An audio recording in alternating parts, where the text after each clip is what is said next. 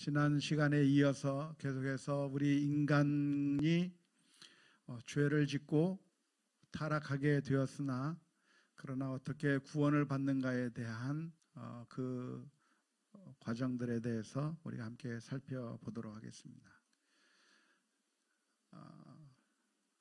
첫 번째 죄의 결과, 오늘은 죄의 결과에 대해서 살펴보려고 하는데요. 아담과 하와가 선악과를 먹음으로 말미암아 타락하게 되자 그 죄를 지은 것이 우리 인생들에게 엄청난 영향을 미치게 되었습니다. 그래서 그 이후로 모든 인생들은 다 죄성을 가지고 태어난다고 할 수가 있겠죠.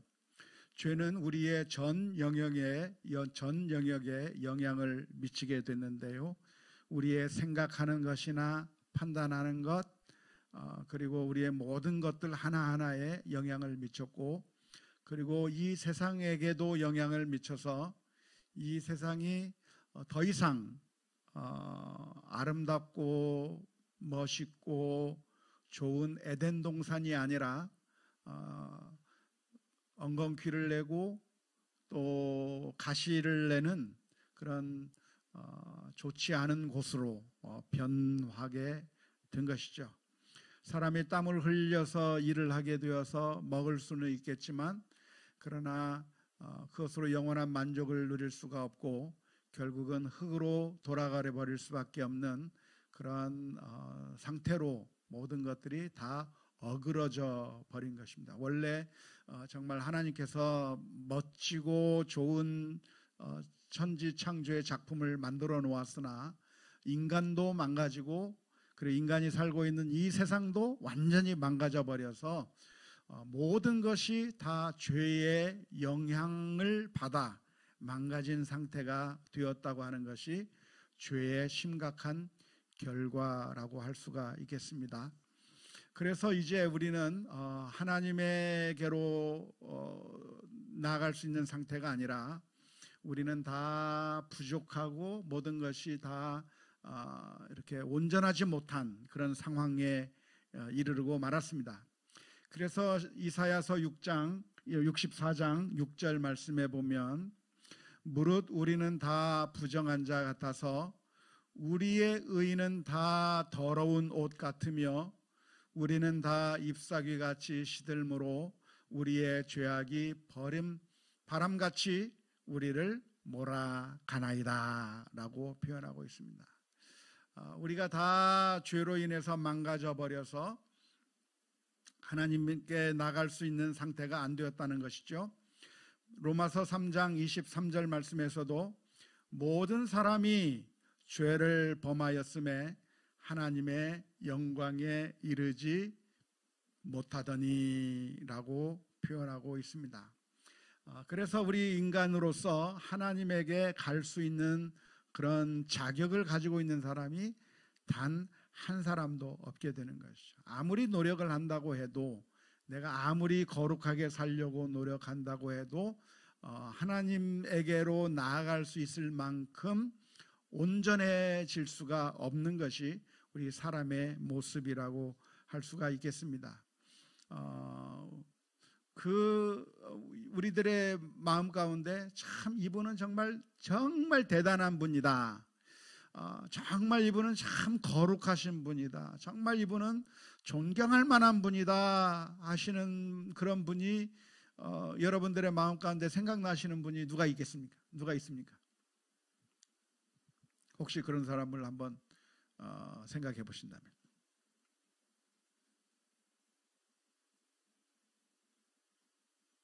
좀 대답 좀 하고 그래야 저도 강의가 좀 재미가 있고 그렇죠. 누구를 생각할 수 있을까요? 네? 손영원 목사님. 손영원 목사님 정말 대단한 목사님 아닙니까?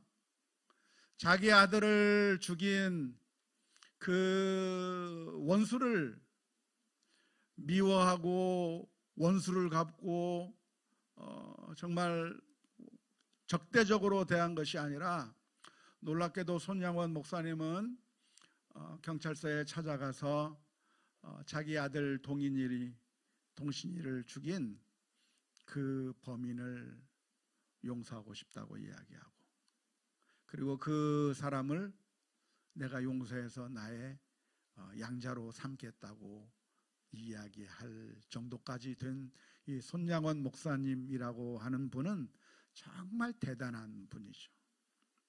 우리 가운데 그럴 수 있는 사람이 있습니까? 그 정도 할 수 있는 사람 있나요? 없죠.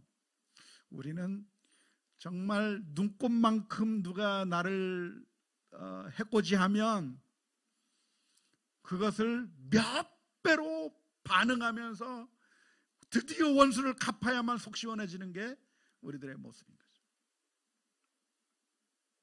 하지만 놀랍게도 손양원 목사님은 엄청난 사랑의 모습을 보여주었기 때문에 사랑의 원자탄이라고 하는 그런 별명을 얻을 정도로 정말 대단한 모습을 보여주었습니다. 제가 살던 필라델피아에는 오인호라고 하는 사람의 이야기가 있습니다. 그 사람은 지금으로부터 아마 거의 아무튼 7, 80년 전인지 한 100년 전인지 아무튼 굉장히 미국 초창기 시절 때 필라델피아로 유학 온 사람이었습니다. 그런데 그 유학 온 사람이 길을 나섰는데 그 필라델피아에 사는 흑인 청년, 그 고등학생들 몇 명이 그 사람을 죽였어요. 돈을 뺏기 위해서. 얼마를 뺏었느냐면 정확한 건 모르겠지만 아무튼 몇 센트를 뺏기 위해서 그 나이트 클럽에 들어갈 입장료를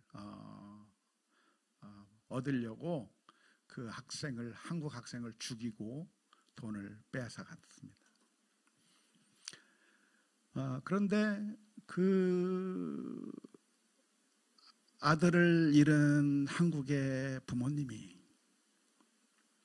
편지를 보냈어요. 필라델피아에. 그러면서 뭐라고 했냐면 사랑하는 우리 아들을 죽인 그 범인들은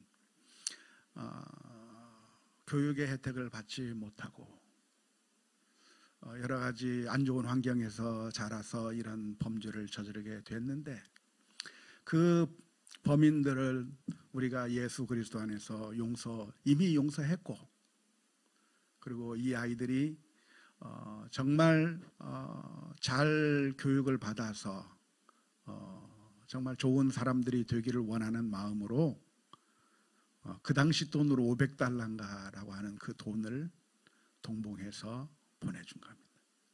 그래서 그 이야기가 미국 사회를 완전히 울린 거죠. 그래가지고 저 한국의 미개한 한 조그만 나라인 줄 알았는데 거기에 있는 한국 성도가 예수 그리스도의 사랑을 실천하는 그 모습을 보고 엄청난 감동을 받았고 그 당시에 필라델피아에 있는 수많은 사람들이 또 돈들을 걷어가지고 장학금을 마련하고 하는 그런 어마어마한 일들이 있어서 그 사람의 묘지가 필라델피아에 있고 그 뒤로 수많은 사람들에게 감동을 준 그런 이야기가 있습니다.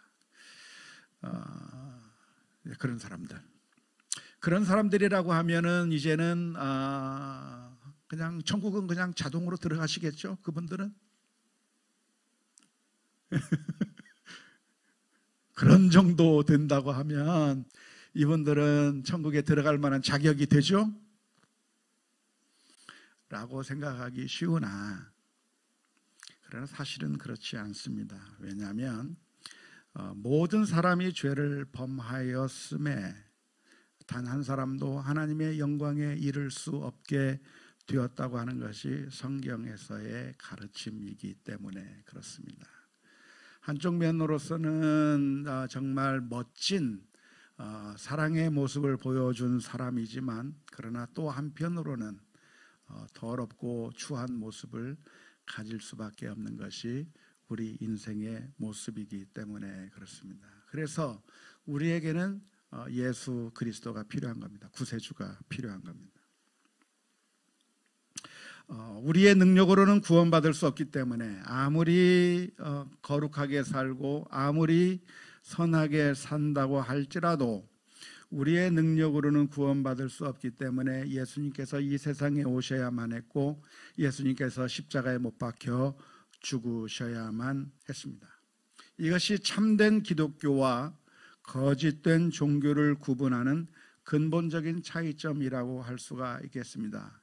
이 세상의 모든 잘못된 종교에서는 우리가 수련을 해서 그리고 점점 인격적인 수양을 하고 도를 닦고 그리고 영적인 높은 경지에까지 올라가도록 그렇게 수련을 하다 보면 언젠가는 손양원 목사님처럼 거룩해질 수 있고 언젠가는 부처처럼 정말 멋진 사람이 되어서 그 경지에 올라가게 되면 그러면 우리는 구원을 받을 수 있을 것이라고, 해탈하게 될 수도 있고 열반에 올라갈 수도 있고 우리가 천국에 갈 수도 있을 거라고 가르치는 것이 이 세상 모든 잘못된 종교에서 가르치고 있는 그런 내용입니다.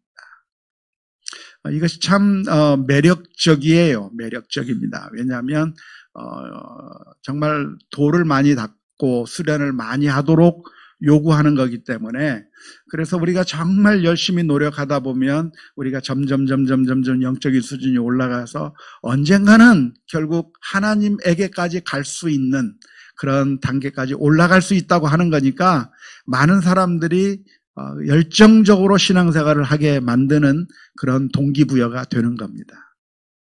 하지만 이런 방법으로서는 우리가 구원을 얻을 수가 없는데요. 왜 우리가 아무리 열심히 노력하고 도를 닦아도 우리가 구원을 얻을 수 없는 이유가 무엇일까요? 예? 예. 얻을 수 없는 이유가 무엇이냐면 우리가 아무리 노력해도 우리는 조금 나아질 뿐, 조금 개선이 될 뿐 사람이 완전히 바뀔 수는 없기 때문에 그렇습니다. 우리에게 필요한 것은 열심히 높이뛰기 연습을 해서 지금 열심히 높이뛰기 해서 1m, 2m 정도 뛰는 게 우리들에게 필요한 게 아니에요.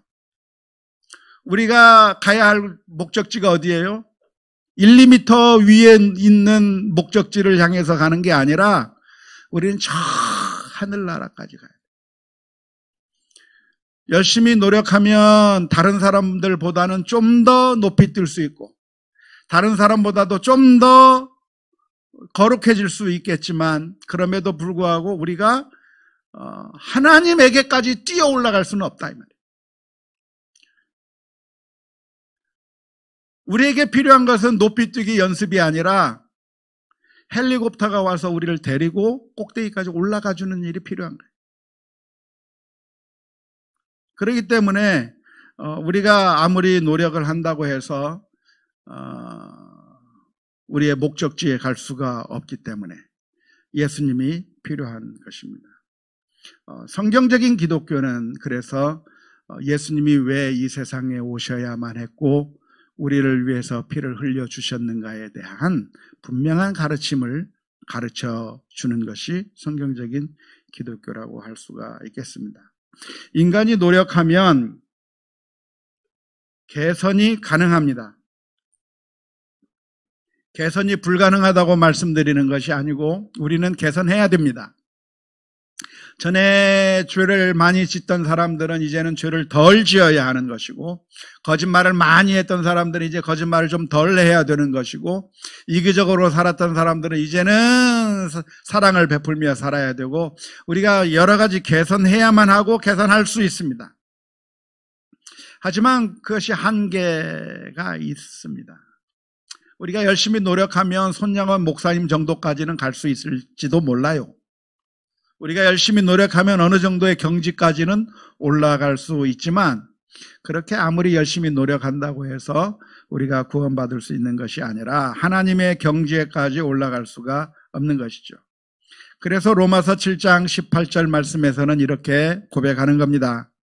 내 속 곧 내 육신에 선한 것이 거하지 아니하는 줄을 아노니 원함은 내게 있으나 선을 행하는 것은 없노라.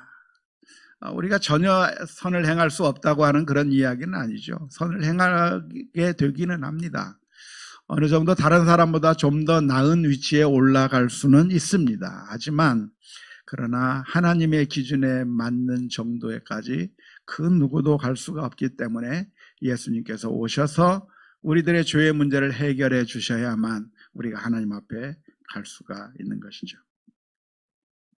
예레미야서 13장 23절 말씀에 보면 구스인이 그의 피부를 표범이 그의 반점을 변하게 할 수 있느냐?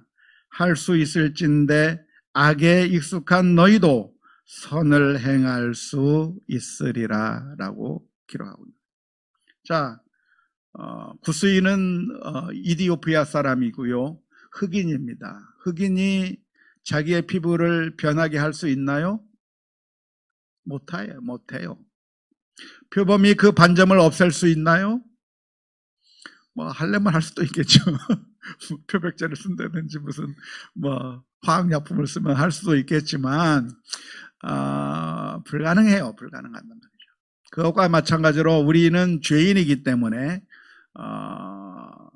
결국 죄성을 드러내면서 살 수밖에 없는 그런 연약한 사람들이고, 그래서 결국 우리들에게는 우리가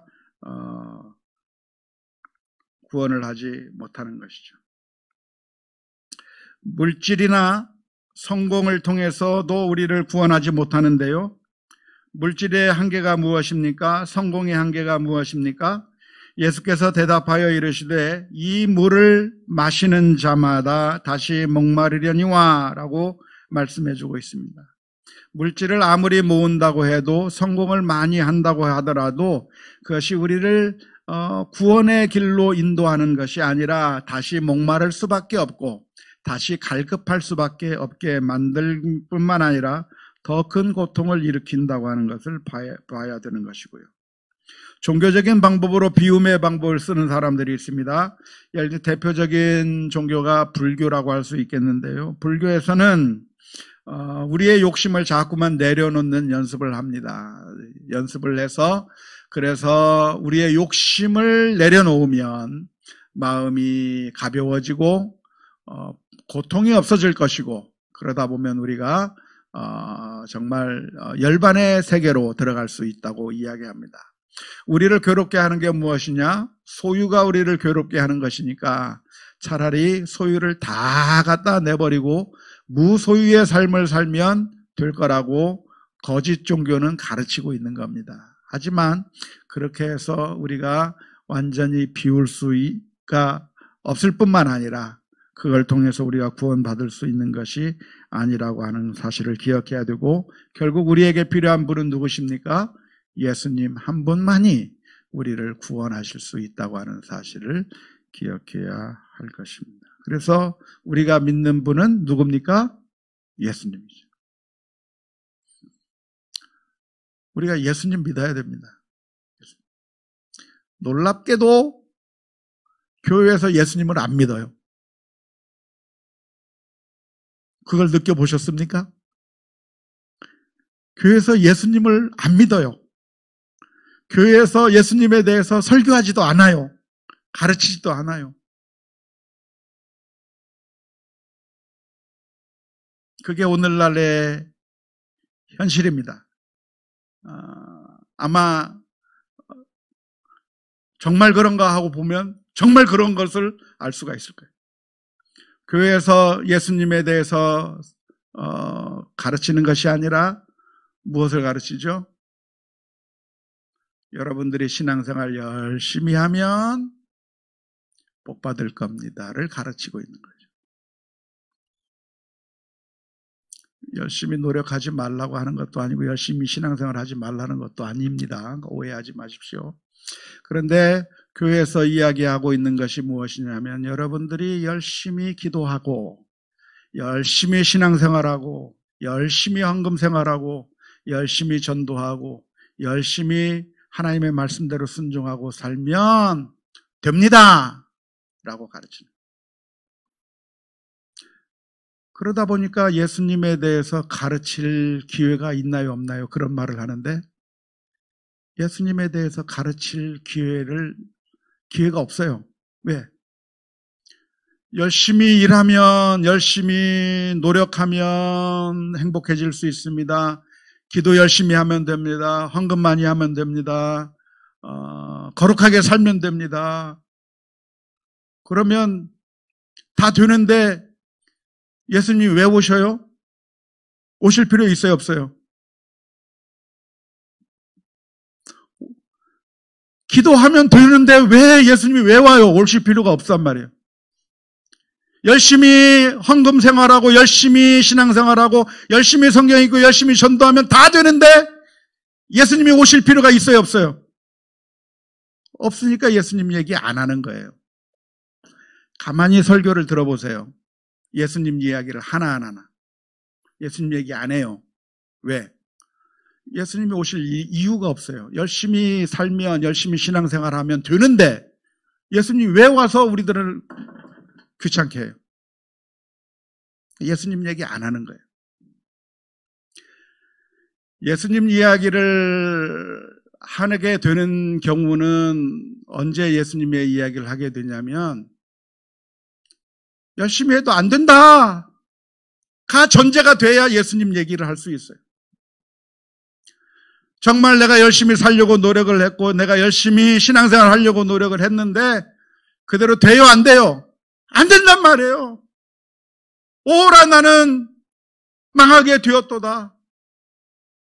정말 내가 신앙생활 열심히 하고 싶은데 정말 열심히 하는 것처럼 보였는데 알고 보니까 내 의의를 드러내는 일이었고 내 자존심을 드러내는 일이었고 박수 받는 것을 원해서 이 세상 욕망을 얻기 위해서 하는 일들이었고 그런 일들을 하다 보니 정말 내가 하나님 앞에 열심히 노력을 하는 것처럼 보였으나 알고 보니 내가 하나님의 뜻대로 사는 것이 아니라 더러운 죄성을 그대로 드러낼 수밖에 없는 연약한 죄인이라고 하는 사실을 깨닫게 될 때 그때 우리는 그 절망 속에서 울부짖는 거예요. 주님, 나 같은 사람 좀 구원해 주세요라고 이야기합니다.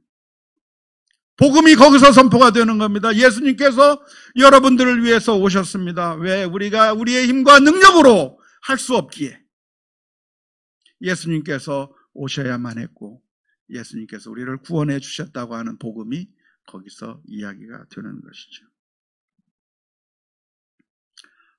그래서 예수님께서 오셔야만 했었던 이 복음의 이야기를 우리가 잘 깨달아야만 합니다. 우리 인간이 능력이 없구나, 우리가 망하게 되었구나 라고 하는 그 근본적인 깨달음에서부터 우리의 소망이 어디에 있는가?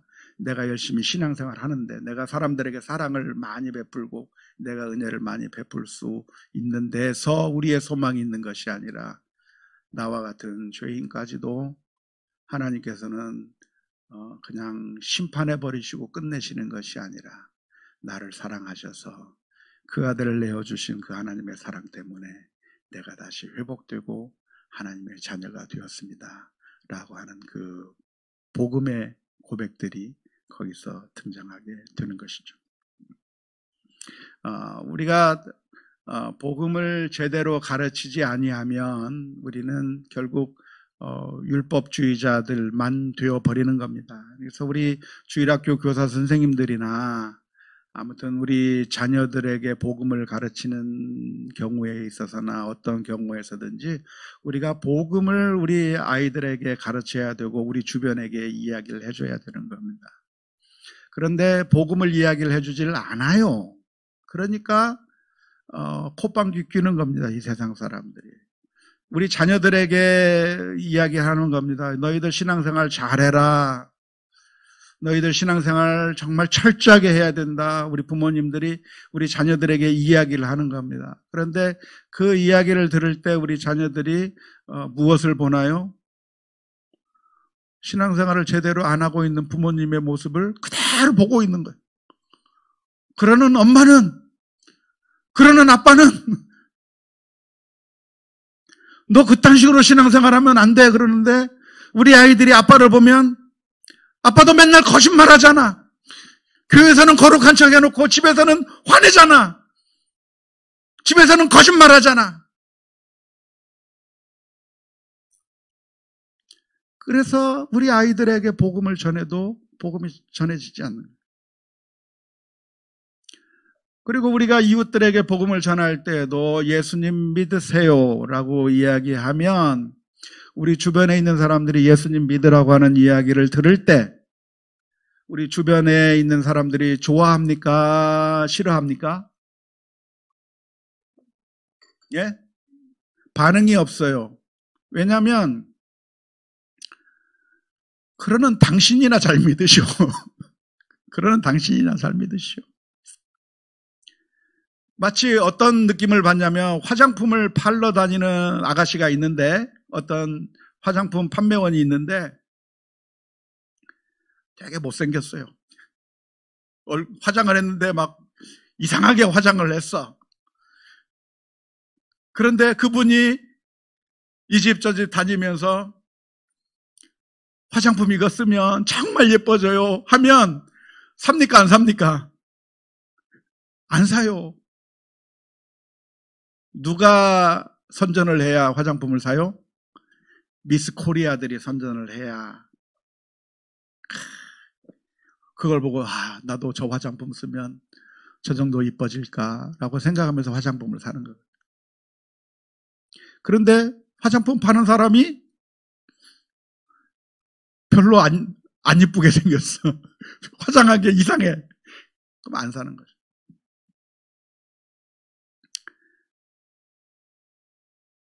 변호사가 그 변호 업무를 맡으러 다니는데 중고차 그냥 털털털털 막 망가지려고 하는 그 차 끌고 다니면서 변호사 수임하려고 하면 사람들이 수임해줘요, 안 해줘요? 안 해줘요. 실력 없구나. 왜냐하면 그 사람을 바라보기 때문에. 비실비실한 사람이 약을 판매합니다. 여러분 이걸 먹으면 건강해질 수 있습니다. 힘이 불끈불끈 솟습니다 하는데 그 차에서 막 쓰러지라고 하면서 약을 팔면 그 건강식품을 팔면 사요 안 사요? 안 사요.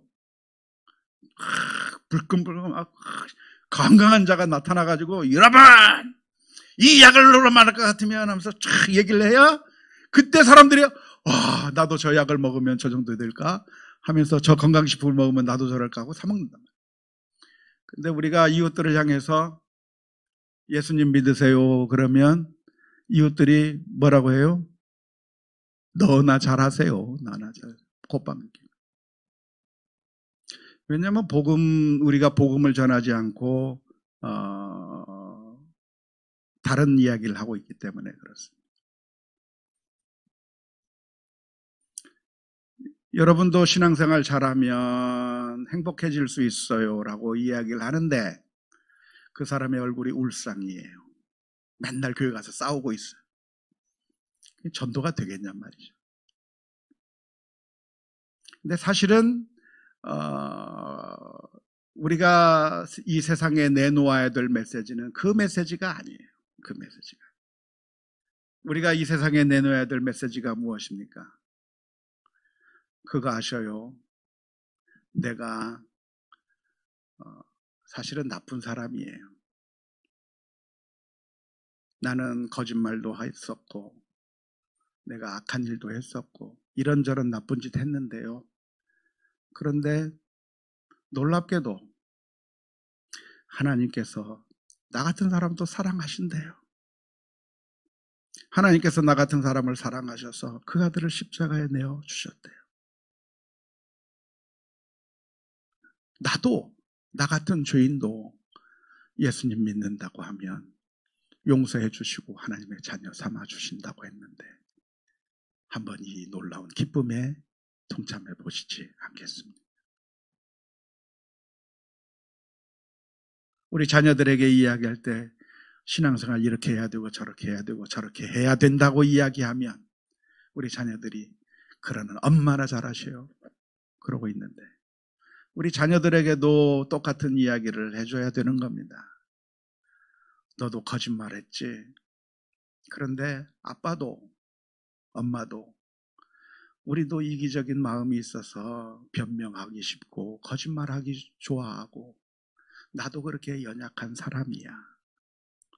그런데 하나님께서 나를 버리지 않고 하나님께서 나를 자녀로 삼아 주셔서 나를 사랑해 주셨대. 그 이야기를 해줘야 돼. 복음을 이야기해 줘. 예수님이 필요하다고 하는 이야기.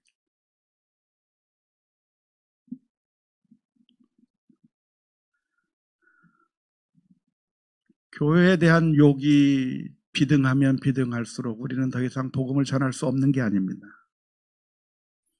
목사님들이 성추행을 하고 돈을 띄어먹기도 하고 온갖 나쁜 짓을 하는데 우리는 더 이상 복음을 전할 수 없는 것이 아니라 사실은 그 모습이 우리들의 모습이고 아무리 거룩하게 살려고 했던 사람들도 돈 앞에서는 무너질 수밖에 없고 아무리 거룩하게 살려고 했던 사람도 성 앞에서 무너지는 그런 연약한 모습을 가지고 있는 게 바로 우리들의 모습인데 하나님께서는 그런 우리도 사랑해 주신다고 하셨으니 그 하나님, 용서하시는 그 하나님 앞에 우리를 사랑하신 예수 그리스도 앞에 나가야 된다고 복음을 이야기해야 되는 것이죠. 그래서 예수님이 우리의 진정한 구세주이신 이유는 우리가 어쩔 수 없이 죄인이기 때문이라고 하는 이 사실을 우리가 분명하게 기억해야 하는 겁니다. 자, 그리스도인의 반복적인 죄의 문제를 살펴보도록 하고 마치겠습니다. 우리는 죄인이나 예수님을 영접함으로 말미암아 우리는 하나님의 자녀가 되었고 구원받는 하나님의 백성이 됐습니다. 하지만 우리가 완벽해진 것이 아니라 여전히 죄를 지으면서 살아갈 수밖에 없습니다. 그래서 우리는 이중적인 신분의 상태를 가지고 있는데요. 여러분은 의인입니까? 죄인입니까? 죄인입니까? 의인입니까? 네, 정답은 의인이면서 죄인이다가 맞습니다. 법적으로 따지면 의인이지만 실제적인 모습으로 나타나는 것은 죄인으로 나타나는 것이죠. 우리는 법적으로는 의인입니다. 왜냐하면 우리가 예수 그리스도의 보혈로 말미암아 우리를 구원해 주셨고 하나님의 자녀가 되었기 때문에 모든 죄가 용서되었기 때문에 현재의 죄뿐만 아니라 과거의 죄와 앞으로 지을 미래의 죄까지도 다 용서받았기 때문에 우리는 법적으로 의인이라고 말할 수가 있습니다. 하지만 실제로는 어떠한가? 실제로는 우리는 늘 죄를 지으며 삽니다. 늘 넘어지면서 삽니다. 늘 넘어지면서 살기 때문에 그래서 실제적으로는 죄인입니다. 그래서 이중적인 신분의 상태를 가지고 있는 것이라고 할 수가 있겠습니다. 하지만 우리 기독교 교파 가운데 구원파라고 하는 그런 집단이 있는데요. 구원파의 대표적인 사람이 누구죠? 박옥수 들어봤습니까? 죄사함 거듭남의 비밀인가요? 아무튼 그 말이 바뀌었나. 아무튼 신문 광고도 대대적으로 하고 버스에다가 광고도 붙이고 다니고 세계 최대 기독교 방송국에서 설교한다고 그러면 막 선전도 하고 막 그렇게 선전 많이 하는 그런 구원파 집단이 있습니다. 그런데 그 구원파에서 말하고 있는 바가 무엇이냐면 여러분은 예수님을 믿었습니까? 믿었으면 구원받은 것이고 구원받은 것이면 의인이고 여러분은 더 이상 죄인이 아닙니다라고 하는 한쪽 측면만 강조하고 있습니다. 그래서 아직도 죄인이라고 말한다면 당신은 구원받은 거 아니고, 회개한다고 말하면 아직도 지은 죄가 있으니까 당신도 아직 구원받은 사람이 아니고, 하나님의 구원받은 사람은 누구냐? 의인이고 구원받은 사람이고 다시는 죄를 안 짓는 사람이니까 그 사람은 구원받은 사람이라고 말하는 그런 주장을 하는 구원파가 있습니다. 유병언이나 뭐 등등 다 구원파 계열이죠. 그런데 그 구원파에서 주장하는 바가 무엇이냐면 하나님의 자녀는 더 이상 죄를 짓지 않는 것이라고 그렇게 주장합니다. 죄를 짓는다고 한다면 그 사람은 구원받은 게 아니고, 구원을 받았다고 한다면 그 사람은 더 이상 죄를 안 짓는다고 하는 것이 구원파의 주장 가운데 하나입니다. 그런데 그런 주장을 뒷받침하는 것처럼 보이는 성경 구절이 있습니다. 몇 절인가요? 요한일서 3장 6절 말씀. 그 안에 거하는 자마다 범죄하지 아니하나니 범죄하는 자마다 그를 보지도 못하였고 그를 알지도 못하였느니라 라고 하는 이 말씀. 그러니까 예수 안에 거하는 사람들은 죄를 안 짓는다라고 하는 표현이 있는 거죠. 뿐만 아니라 요한일서 3장 9절 말씀에서도 이런 말씀이 있습니다. 하나님께로부터 난 자마다 죄를 짓지 아니하나니 이는 하나님의 씨가 그 속에 거함이요 그도 범죄하지 못하는 것은 하나님께로부터 났음이라. 그러므로 구원받은 사람은 의인이고 의인이라고 하는 사람은 죄를 짓지 않고 죄를 짓지 않기 때문에 회개할 필요도 없다라고 하는 것이 구원파의 논리입니다. 자, 구원받은 사람 의인은 죄를 안 짓는 게 맞습니까?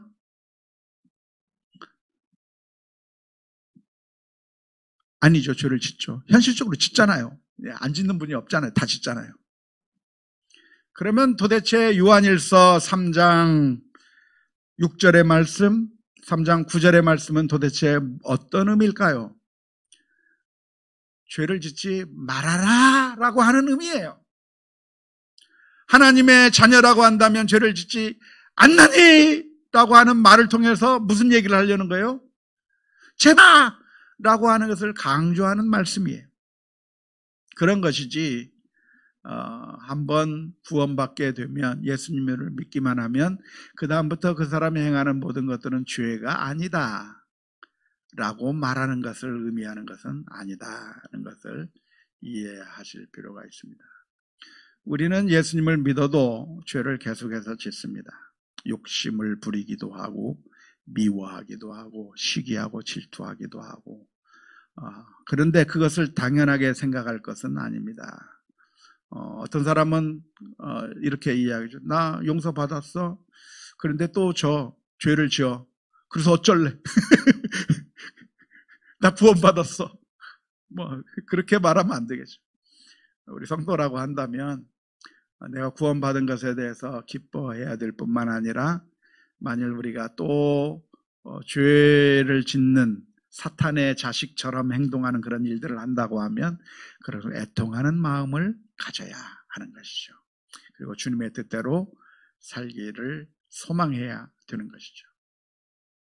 우리가 은혜로 구원을 받는 것입니다. 우리가 노력으로 구원받는 것이 아니고 하나님의 은혜로 구원을 받는 것이지만 그러나 우리가 죄를 짓는다고 한다면 하나님과 우리 사이의 관계가 심각하게 틀어지는 것으로 우리가 죄를 짓지 않기 위해서 부단한 노력을 해야 할 것입니다.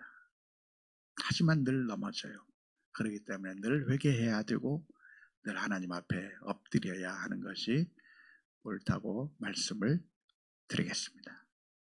여기까지. 혹시 질문 있으시면 질문해 주시기 바랍니다.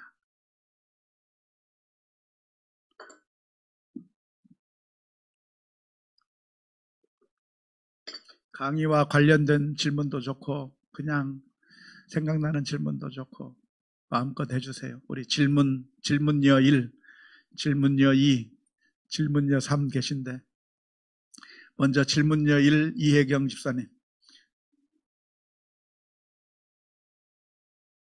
없습니까? 질문요 2 우리 고건사님, 고은하고사.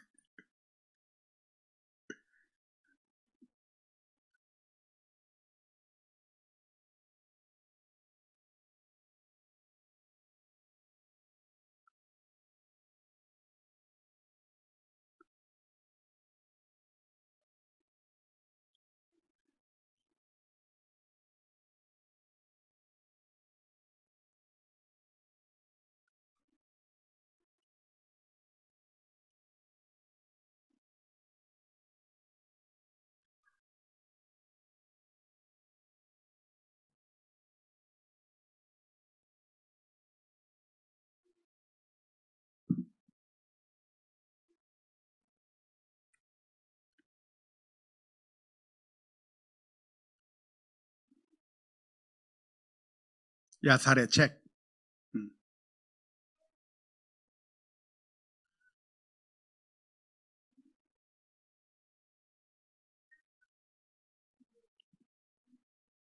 네.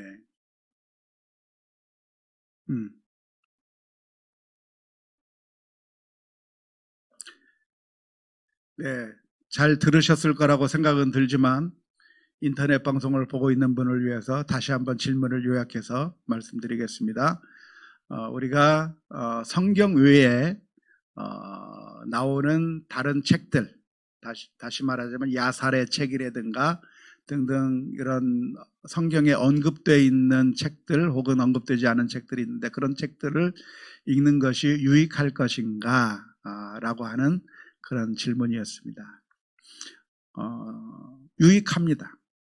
그러니까 저는 모든 책은 읽을 만한 가치가 있다고 말씀드리고 싶어요. 그러니까 성경 66권이 하나님의 말씀으로 우리들에게 주어진 것이 맞습니다. 그래서 우리의 신앙과 생활에 있어서 최고의 기준으로 삼아야 될 것은 성경 66권만이 우리들의 최고의 기준으로 삼아야 할 것은 맞습니다.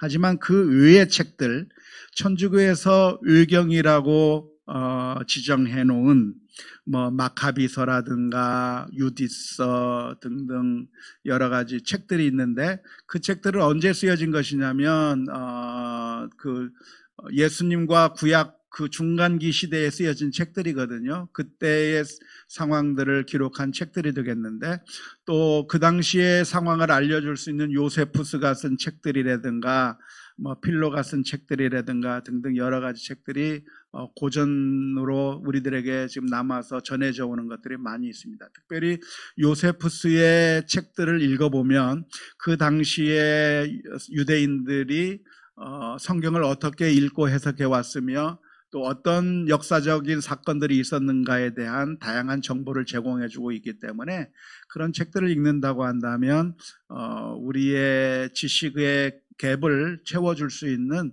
여러 가지 유익한 내용들이 많이 있고 또 성경에 야살의 책을 언급하고 있는데 그 책들 내용을 보면서 우리가 그런 내용들이 이거로 있구나라는 것을 우리가 알 수가 있기 때문에 책이라고 하는 것은 저는 그 어떤 종류의 책이든 읽지 말라고 말할 것까지는 없다고 생각이 들어요. 다 읽을 수 있다고 생각이 들고 충분히 읽을 수 있습니다. 그런데 그러나 우리가 분명하게 기준은 가지고 있어야 되겠죠. 성경은 최고의 기준으로서 하나님의 말씀을 우리가 받아들여야 되지만 그것이 아닌 다른 모든 책들은 성경의 판단을 받아야 되는 부차적인 책들이고 그래서 우리가 뭐든지 그 책을 읽을 때 그냥 무조건적으로 받아들이는 것이 아니라 우리가 판단을 해봐야 됩니다. 이게 맞는 말인가 잘못된 말인가 이게 괜찮은 말인가 좋지 않은 말인가 등등 우리가 분별해서 책을 읽을 수만 있다고 한다면 읽는 것에 대해서 반대하고 싶은 마음 아무 마음이 없습니다. 근데 기왕 이제 시간이 부족하니까 책을 선별해서 읽어야만 한다면 그렇다면 그냥 책이 있다고 막 읽는 것보다는 우리에게 영적으로 유익한 책들을 선별해서 읽는 것이 시간이 부족한 우리들에게 유익한 일은 되겠죠. 그래서 저라고 한다면, 제가 여러분들의 입장이라고 한다면 그런 책들을 읽기보다는 좀 더 성경을 잘 풀이해 놓은 책들을 읽는 쪽을 선택하기는 할 거예요. 하지만 읽지 말라고 말하고 싶은 마음은 없습니다. 됐습니까?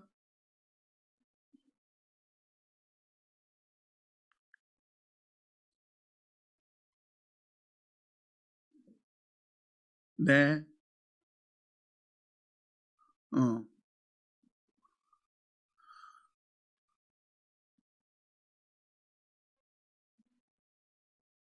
음.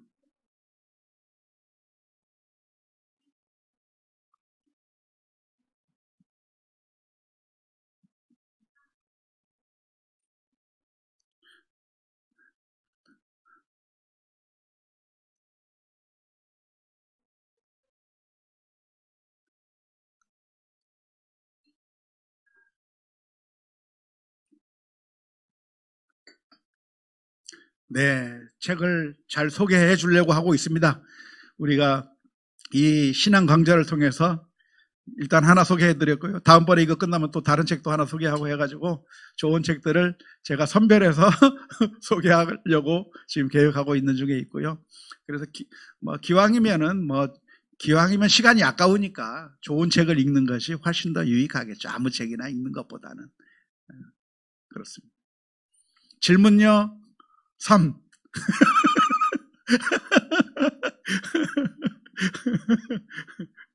우리 권사님도 질문요 4로 등극을 하시겠습니까? 어떻게?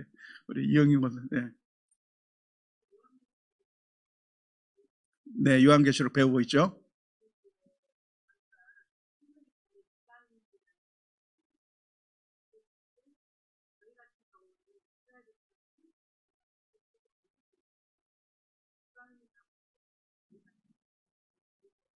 음.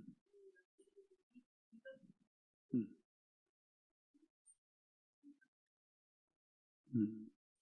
이제 모든 것이 마찬가지면 지금 질문이 뭐냐면 성경에 나오는 이방인이라고 하는 그 표현이 나오는데 과연 우리는 이방인이냐 이스라엘 사람이냐 우리가 이방인으로 봐야 되는 건지 하나님의 백성 이스라엘 민족으로 봐야 되는지 아무튼 이게 헷갈린다 그런 의미의 질문 같은데요. 항상 모든 경우에가 다 그렇지만 어떤 단어의 뜻은 고정되어 있는 것이 아닙니다. 단어의 뜻은 그 단어가 사용된 문맥에 따라서 의미가 다양하게 사용될 수가 있습니다. 그렇기 때문에 그 단어가 이 문장 속에서 어떤 의미로 사용되어 있는가를 봐야 되는 것이죠. 예를 들자면 예수님께서 말씀하시기를 너희가 너희 형제에게만 무난한다면 무슨 유익이 너희에게 있겠느냐? 이방인도 그렇게는 알고 있지 않느냐? 이방인들도 자기 형제들에게는 인사하고 있지 않느냐라고 예수님께서 말씀하시면서 이방인의 예를 들었을 때에는 그 이방인이라고 하는 말이 무슨 의미가 될까요? 구원받지 못할 사람, 멸망받을 사람, 선택받지 못한 사람이라고 하는 그런 의미를 나타내기 위해서 이방인이라고 하는 단어를 그 맥락 가운데서는 사용하신 겁니다.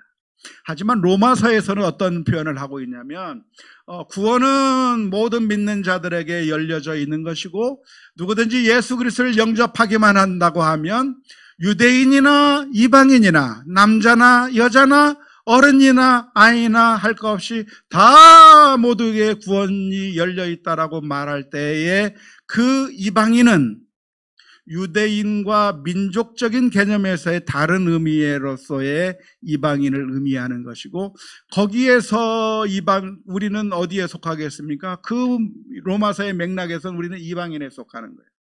하지만 마태복음의 맥락에서 예수님께서 이방인들 그렇게 안 하겠느냐라고 했을 때 우리는 이방인에 속하겠습니까? 우리는 하나님의 자녀에 속하기 때문에 이방인의 범주 가운데 그것은 집어넣을 수가 없는 겁니다. 그러니까 우리가 성경을 해석함에 있어서 가장 큰 오류가 무엇이냐면 단어가 있으면 그 단어의 의미가 고정되어 있는 줄 알고 이 문장에 있는 이 단어와 저기에 있는 단어를 똑같은 것으로 등가해서 무조건 대치 호환시켜서 그래서 해석해버리면 잘못된 결론이 나와버리는 겁니다. 단어의 의미가 각 맥락에서 각각 다르게 사용되고 있습니다. 예를 들어서 사자라고 하는 것이 무엇을 나타내나요? 베드로서에서는 마귀가 우는 사자와 같이 어떻게 한다고? 삼킬 자를 두루 찾고 이렇게 있다고 하니까 거기서 사자는 무엇을 의미합니까? 마귀를 의미하는 거예요. 하지만 하나님께서 사자같이 포효하시는 그 이야기를 할 때 거기서 사자는 누구를 상징하기 위해서 나타내는 말씀입니까? 하나님을 나타내기도 해요. 새벽별도 마찬가지예요. 계명성이라고 하는 것이 새벽에 뜨는 별이고, 새벽에 뜨는 별을 영어로는 morning star라고 하고 라틴어로는 루시퍼라고 그래요. 그러니까 이 루시퍼, morning star, 계명성, 새벽별, 이게 다 같은 말인데 이것이 사탄을 가리킵니까? 누구를 가리킵니까? 이사야서의 말씀에서는 사탄을 가리키는 것을 의미해요. 너 아침의 별 계명성이에 어찌 네가 떨어졌는고 하면서 할 때 누구를 가리키는 거예요? 사탄을 가리키는 말로 계명성이라고 하는 것을 쓴 겁니다. 하지만 요한계시록에서는 계명성이라고 하는 걸 통해서 누구를 가리키죠? 예수 그리스도를 가리키는 거예요. 우리 주님은 계명성이라, 아침에 뜨는 빛이라. 그래서 우리 주님이 뭐예요? 계명성이고 아침에 뜨는 별이고 새벽별이고 모닝스타고 라틴어로 하면 루시퍼. 예수님이 루시퍼예요. 아침에 뜨는 별. 그래서 천주교 미사에 가면 천주교에서 챈트를 부르면서 루시퍼 당신을 찬양합니다라고 하는 노래를 하는 거예요. 왜? 사탄을 찬양하고 있나요? 계명성 대신 예수님을 찬양하는 거예요. 천주교에서. 단어가 단어가 쓰인 맥락에 따라서 전혀 다른 의미가 될 수 있기 때문에 그 단어가 어떤 맥락에서 사용되었는가를 잘 들여다봐야 되는 겁니다. 그런 의미에서 이 문장에서 이방인 속에는 우리가 포함되지 않을 수도 있고, 이 문장에서 우리가 이방인의 범주에 포함될 수도 있고, 경우에 따라서 각각 다르게 해석될 수 있다는 게 답변입니다.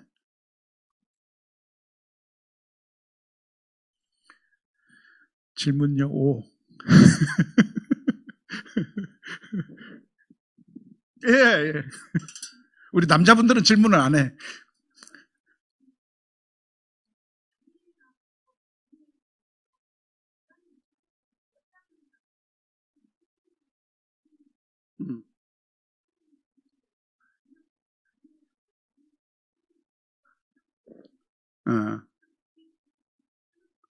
네. 왜냐하면 엉뚱한 걸 갖고 질문을 하니까 답변을 못 하는 거죠. 다니엘서가 열리고 계시록이 열렸다고 하는 이야기를 하는 이유가 무엇이냐면,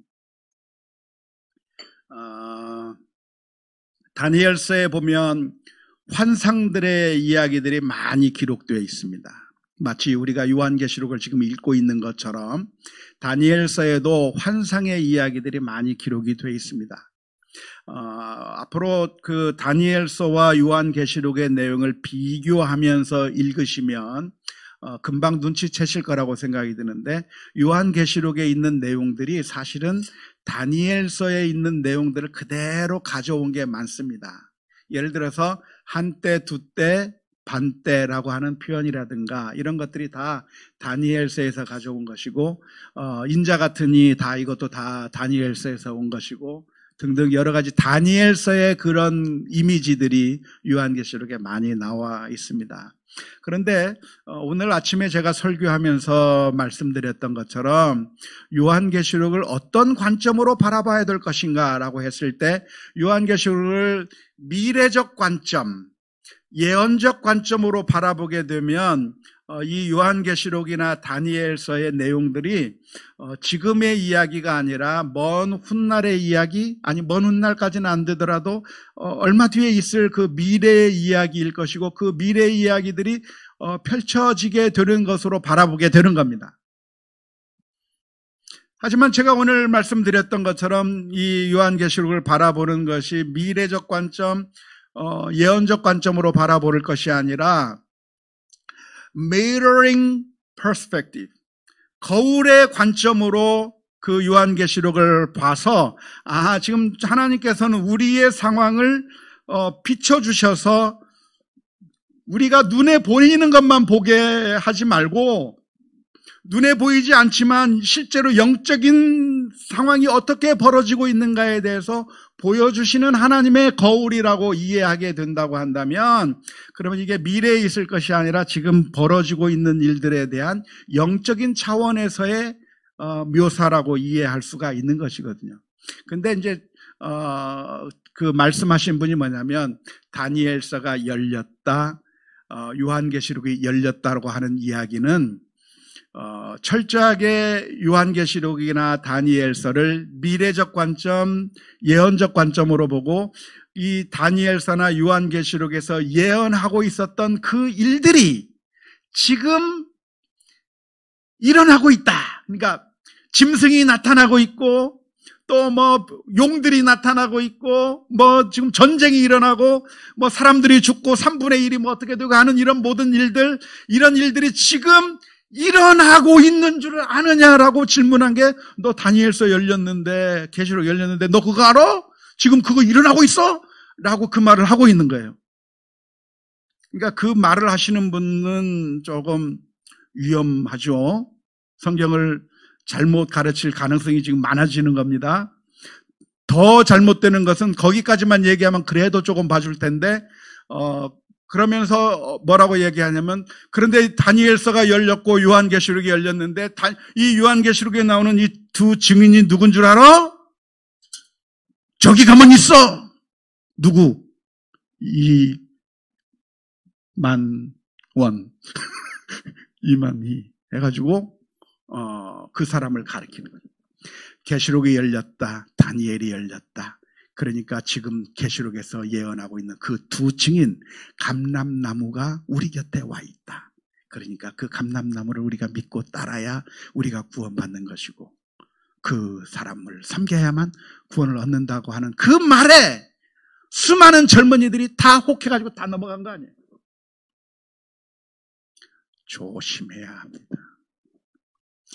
열렸다고 말하는 그 말을 들었을 때 혹하고 넘어갈 게 아니고, 성경이 과연 그러한가 하고 묵상하고 살펴보아야 하는데, 제가 설명드린 것처럼 그렇게 해석하시면 잘못될 가능성이 99.9999%가 되는 거죠.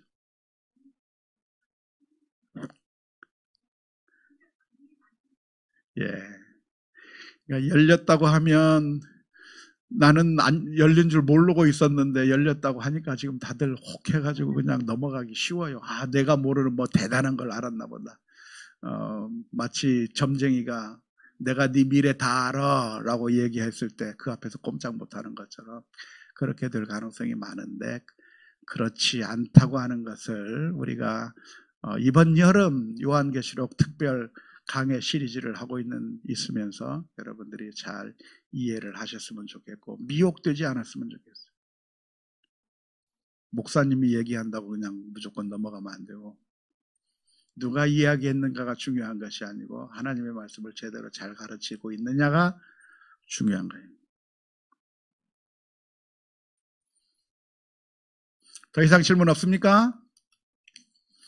집에 가서 질문 한번 할걸, 내가 이거 질문하고 싶었는데, 나중에 저한테 아까 목사님 질문 못했는데요. 그러지 말고 한번 기도합시다.